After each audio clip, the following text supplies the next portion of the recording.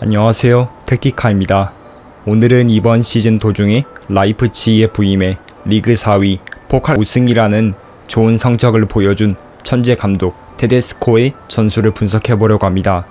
경기는 33라운드 대승을 거둔 아우크스부르크전을 분석해보려고 합니다. 라인업을 보시면 3-4-3 포메이션으로 소개되어 있지만 사실상 3-4-1-2 포메이션으로 보시면 되고, 은쿤쿠와 포르스베리는 빌드업 과정에 많이 가담합니다. 또한 캄플과 라이머의 위치가 실제 게임에서는 바뀌어서 나왔습니다. 그럼 어떤 전술적 특징을 가지고 있을지 한번 살펴보겠습니다. 먼저 축구 전술 칼럼 사이트 더 마스터마인드에서 분석한 내용을 바탕으로 설명을 시작해보겠습니다. 라이프치히의 빌드업의 핵심은 캄플 선수입니다. 칼럼이 쓰인 2월 기준으로 캄플은 90분당 62.3개의 패스와 80%의 긴 패스 성공률을 가진 라이프치히 빌드업의 핵심인 것을 알 수 있습니다. 보시는 바와 같이 라이프치히의 후방 빌드업은 캄플이 아래로 내려와 3백 위에 위치하는 3-1 형태를 구축합니다. 이는 다른 볼란테인 라이머를 더 높이 혹은 더 넓게 밀어 테데스코가 추구하는 넓은 폭의 와이드한 공격의 출발에 도움을 줍니다. 그 다음 골키퍼부터 빌드업 할 때는 좌우 스토퍼인 하슈텐베르크와 클로스터만이 골키퍼 양옆에 넓게 서고, 오르반이 골키퍼 위에 서면서 우리 팀 다른 선수들이 넓고 위에 설 수 있도록 만듭니다. 이는 너비를 유지하는 반대쪽 윙백을 제외하고 나머지 전체 팀을 시야에 담을 수 있고, 빌드업 시에 넓은 지역에 4-5명의 선수가 있어 측면에서 3자 패스 패턴 활용 등 수적 우위로 전개할 수 있습니다. 또한 캄플이 해당 위치에서 앞선의 선수에게 줄 패스 루트를 찾을 수 없다면 다시 반대 방향 스토퍼에게 대각선 패스를 주고, 이때 스토퍼는 열린 공간으로 긴 패스를 보낼 수 있게 되고 라이프치히가 원하는 빠른 공격 전개로 넘어갈 수 있습니다. 다음은 공격 대형인데, 이처럼 라이프치히는 빌드업 과정을 통해 넓은 측면으로 빠르게 공격을 전개하는 데 의의를 두고 있고, 공격 지역으로 전진했을 때 3-2-5 대형을 만들고, 여기서 5의 라인 중 한 명이 아래로 떨어져 등지고 볼을 받는 포스트 플레이를 하거나 수비 라인을 끌어내리는 플레이를 하고, 안드레 실바가 이런 플레이를 자주 보여줍니다. 이렇게 균열을 내 공간을 만들고 측면에서 올라오는 윙백이 안쪽으로 크로스를 올리거나 박스 부근으로 들어가 빠른 템포로 컷백을 넣어주므로 박스 안으로 쇄도하는 공격진들을 효율적으로 활용할 수 있습니다. 특히나 스위칭 움직임에서 은쿤쿠는 주로 왼쪽 하프 스페이스 지역을, 안드레 실바는 오른쪽 윙백이 볼 소유 시 오른쪽 측면으로 넓게 드리프트하면서 테데스코 시스템의 공격 특징을 잘 보여줍니다. 수비 시에는 5-2-3 포메이션을 만들고 간격을 컴팩트하게 가져가 중앙으로 향하는 패스 루트를 우선적으로 차단하고 상대의 플레이 방향을 측면으로 보내는데 의의를 둡니다.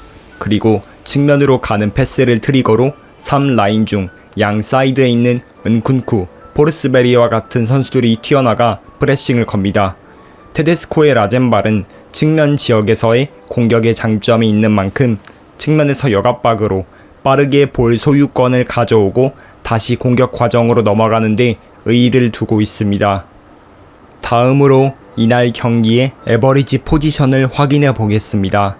에버리지 포지션을 통해 거의 18번 은쿤쿠와 10번 포르스베리가 높은 지역에서 공격적인 플레이를 좌우를 맡아서 보여줬음을 유추해 볼 수 있고, 33번 안드레 실바는 조금 아래로 쳐져 홀드업 플레이 및 우측 쪽으로의 연계를 도와준 것을 체크해 볼 수 있습니다. 특히 우측 윙백 22번 무키엘레 선수는 거의 우측 윙어와 같은 에버리지 맵을 보여주는데, 무키엘레가 그만큼 공격적으로 많이 전진했고 우측 라인의 공격을 자주 활용했음을 체크해 볼 수 있습니다. 이는 공격 전개 방향에서도 체크할 수 있습니다. 우측면이 41%로 우측 공격 라인의 전개를 잘 활용했음을 체크해 볼 수 있습니다. 히트맵을 통해서 선수들의 움직임을 한 번 더 체크해 보겠습니다. 먼저 안드레 실바, 은쿤쿠, 포르스베리의 히트맵을 체크해보면 안드레 실바는 때때로 중앙 빌드업 과정을 지원하기 위해 아래로 내려왔음을 확인해 볼 수 있고, 공격 지역에서는 우측 하프, 우측면에서 분포가 두드러진 것을 미뤄봐 앞서 언급한 우측으로 드리프트한 특징을 파악할 수 있습니다. 은쿤쿠는 왼쪽 하프, 중앙 쪽에 특히 공격 지역 쪽 히트맵이 지난 것을 볼 수 있는데 그의 공격적인 모습을 확인해 볼 수 있고, 포르스베리는 반대로 우측면, 특히 우측 센터서클 살짝 옆 부근에 히트맵이 지난 것을 봐 그가 빌드업 과정 기여가 많이 높았음을 확인해 볼 수 있습니다. 그 다음은 각각 좌우 윙백과 스토퍼인 할슈텐베르크 헬릭스, 그리고 무키엘레 클로스터만의 히트맵을 살펴보면 클로스터만과 할슈텐베르크는 최대 중앙 센터서클 부근까지 전진해 빌드업의 시작점으로 뒤를 받쳐주는 플레이를 했음을 알 수 있고, 무키엘레와 헬릭스는 각각 좌우에서 높게 전진하며 공격에 가담했는데 특히 무키엘레는 박스 안으로 많이 쇄도하면서 이날 이도움이라는 대단한 기량을 보여줬습니다. 마지막으로 캄플, 라이머, 오르반의 히트맵을 볼 텐데, 오르반은 후방 지역에서 수비를 제어하고 컨트롤하는 커맨더 역할을 맡았음을, 캄플은 전방위적으로 히트맵의 분포가 나타나는데 특히 후방 쪽에도 나타난 점들을 보아 후방 빌드업의 키로 활용했음을, 라이머는 오히려 우측 윙백과 같은 포지셔닝이 나타나는데 실제 경기 장면에서도 캄플이 아래로 쳐져 있을 때 라이머는 우측 터치라인 부근까지 붙어 있고 무키엘레는 우측 윙어와 같이 올라가 있는 모습을 많이 볼 수 있었습니다. 이는 라이프치히가 우측을 주로 활용하는 패턴으로 이어집니다. 후스코어드 매치 서머리를 보면 득점 기회를 롱샷으로 효과적으로 만들어냈다고 했는데 앞선 빠른 템포의 공격 과정이 잘 드러났음을 볼 수 있고, 점유 지배, 짧은 패스에서 측면 루트를 활용하기까지의 빌드업 패턴을 파악할 수 있습니다. 지금부터는 실제 경기 장면을 보면서 이러한 특징들이 잘 드러나는지 파악해 보도록 하겠습니다. 먼저 최후방 빌드업 과정입니다. 보시면 캄플이 내려와서 빌드업을 지원하면서 3-1 빌드업 과정을 만들고 있고, 라이머는 오른쪽 윙백이 서는 우측 윙스페이스 공간으로 빠져 있고, 무키엘레는 높은 지역으로 전진한 것을 확인할 수 있습니다. 골키퍼부터 빌드업 시에는 앞서 특징에서 설명한 것과 정확히 동일하게 스토퍼가 폭을 벌리고 오르반은 위에 위치한 것을 확인할 수 있습니다. 이때 캄플은 내려오고 윙백 지역에 있는 선수들도 낮은 지역으로 내려와 후방 빌드업 과정에서 패스 루트를 다양하게 가져가고 숫자 우위를 유지하는 것을 확인할 수 있습니다. 이러한 후방 빌드업을 통해 측면으로의 루트를 활용하는 것이 특징이고, 보시는 것과 같이 우측에서 올라온 클로스터만, 윙백 자리에 빠져있는 라이머, 그리고 올라가 있는 무키엘레를 확인할 수 있고, 포르스베리까지 등을 지고 우측 하프 쪽으로 내려오면서 3자 패스 플레이 패턴을 만들려 함을 파악할 수 있습니다.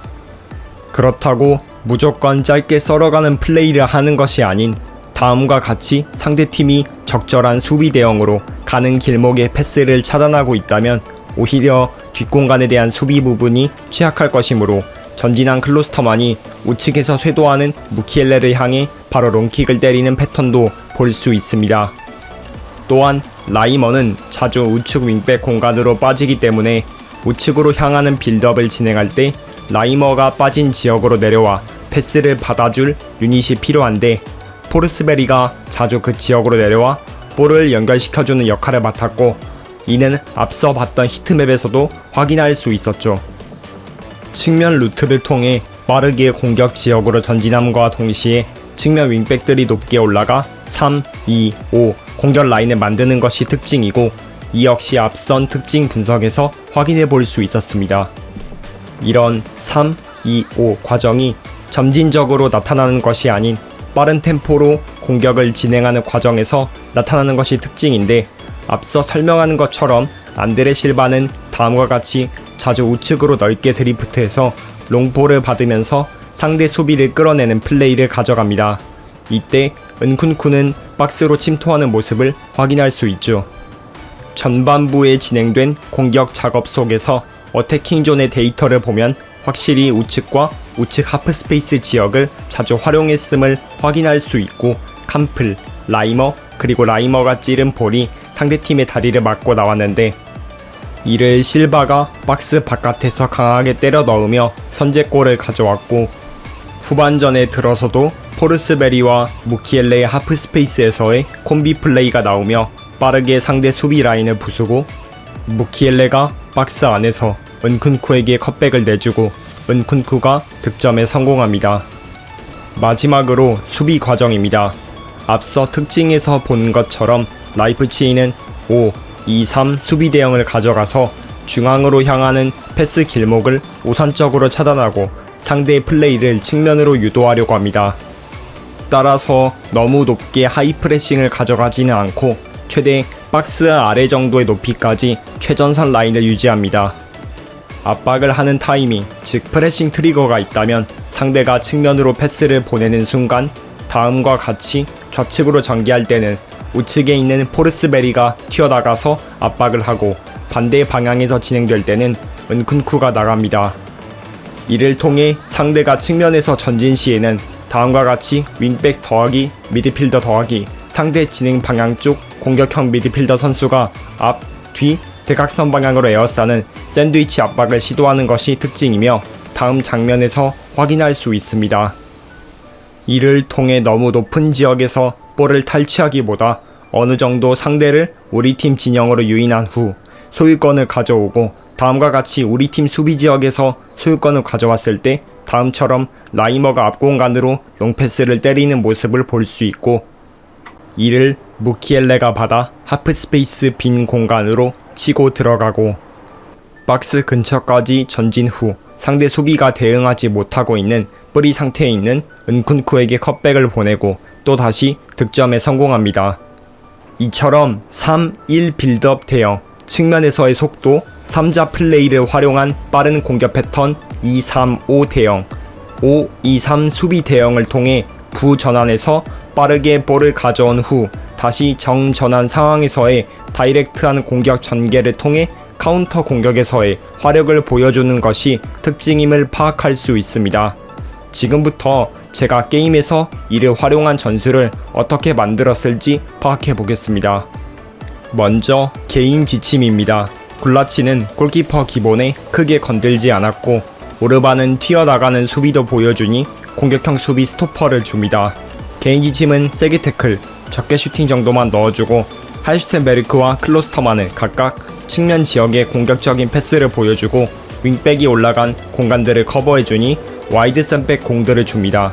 개인 지침에는 세게 태클, 적게 슈팅, 위험 감수, 그리고 다이렉트 패스 위주로 앞 지역으로 패스를 때리도록 해주고 크로스 목표는 가까운 포스트로 앞에서 침투하는 무키엘레, 안드레 실바, 은쿤쿠와 같은 자원을 노리도록 해줍니다. 다음은 윙백 라인입니다. 헬리치와 무키엘레인데 무키엘레에게 컴플리트 윙백 공을 준 이유는 거의 윙어처럼 플레이하기 때문이고 헬리치는 적당히 낮은 윙백 공을 주었습니다. 물론 FM에서는 헬리치보다는 앙헬리뇨 활용이 좋을 것입니다.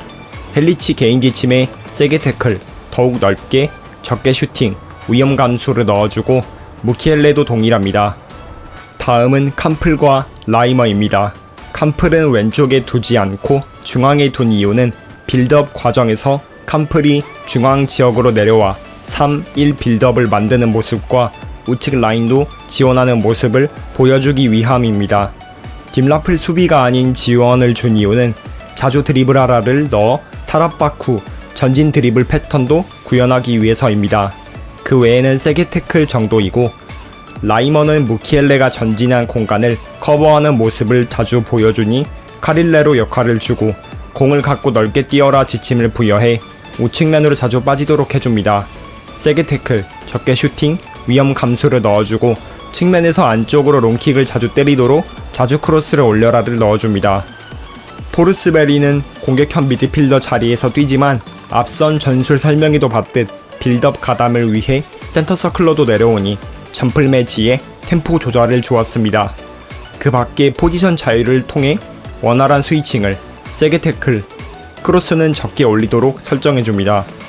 은쿤쿠는 공격 스탯을 극대화하기 위해 섀도우 스트라이커 역할을 주고 좌측에서 들어오도록 더욱 넓게, 스위칭을 위한 포지션 자유, 크로스 빈도 역시 적게 설정해줍니다. 세게 태클을 통해 압박 과정도 넣어주고요. 마지막으로 실바는 홀드업 플레이도 가끔 보여주지만 슈팅 능력을 보여주는 딥라포 공을 주고 오른쪽 드리프트 패턴을 구현하기 위해 더욱 넓게 공을 갖고 넓게 뛰어라를 부여해줍니다. 역시 스위칭을 위해 포지션 자유, 압박 과정을 위한 세게 태클을 넣어줍니다. 전체 지침입니다. 성향은 공격형을 통해 빠른 템포의 공격 작업을 살려주고 공격 전개 방식은 공간을 향해 패스로 빈 공간으로 쇄도하는데 강점이 있는 공격진과 윙백 그리고 롱킥 전개 스타일을 살려줍니다. 템포도 한 게이지 정도 올리고 낮은 크로스를 통한 컷백 패턴, 빈 공간으로 보내면 달려가야 하기에 수비진을 뚜라라를 주고 스위칭 플레이를 위한 자유롭게 플레이하라. 전환 시에는 역압박을 통해 소유권을 가져오자마자 공격적인 정전환 과정을 보여주고 이에 맞춘 역습도 넣어줍니다.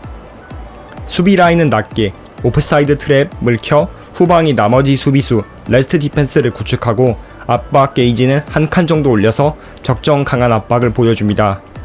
플레이 과정을 보면 5, 2, 3 대형 수비의 특징을 볼 수 있고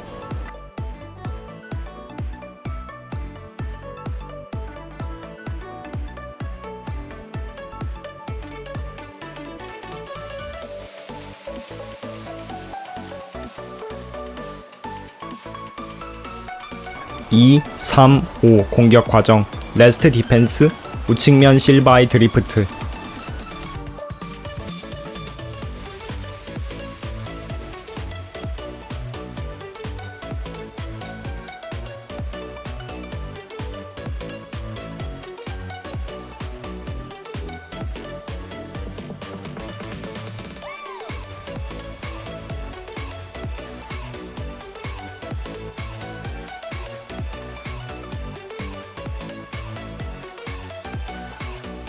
5, 2, 3 수비 과정과 안드레 실바 우측면 드리프트, 은쿤쿠의 득점.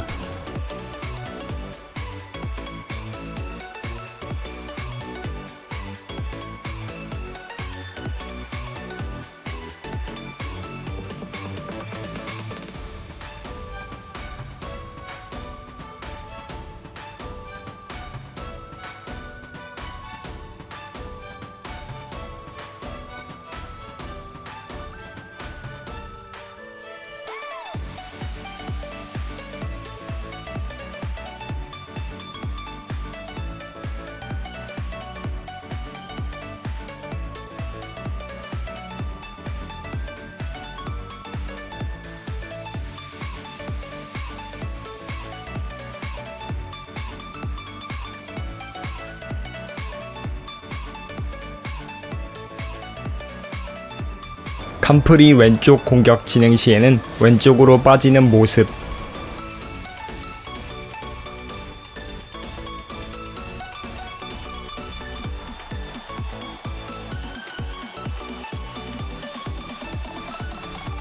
전진에 있는 무키엘레와 5의 공격 라인 시스템에서 만들어지는 득점.